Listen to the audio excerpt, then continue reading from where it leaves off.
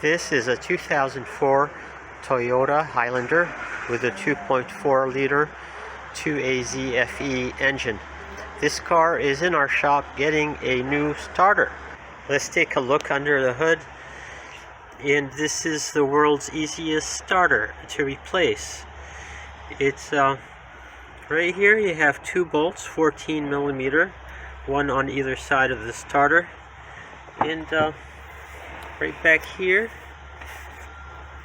you just have the battery connector and the starter solenoid right here, and they're all very easy to reach and access. There's no need to disassemble or remove anything except, of course, the negative battery terminal. Always disconnect the negative battery terminal before you mess around with the starter. So to remove the front bolt, I'm going to use this wrench with a flexible head, and I'm going to pair it with an extension. Let me show you how we do that. So I hope you can see this. This is a very common technique of pairing wrenches together to get more leverage. And by doing this, we can break the bolt loose pretty easily. And here's how we do the bolt that's facing the rear. You can see this a little bit better. We just break it loose and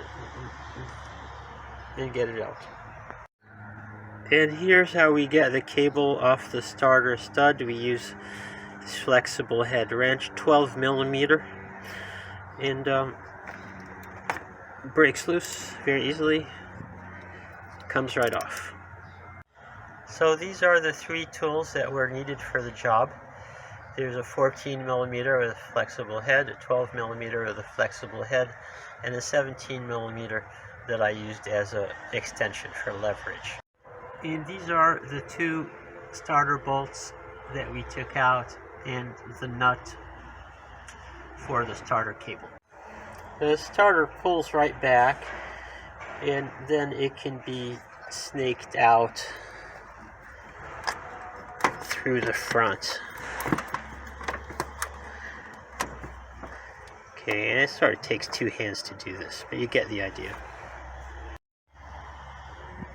There it is, it's coming out this way.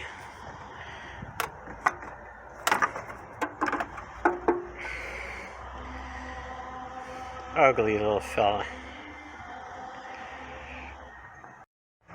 Here's the old starter and new starter side by side. We always use a Denso starter. Denso is the OEM brand. They make the starters for Toyota, and their starters are equivalent to original starters. So there it is. Our new starter is in, and like they say, a new starter is always a sight for sore eyes. Thanks for watching.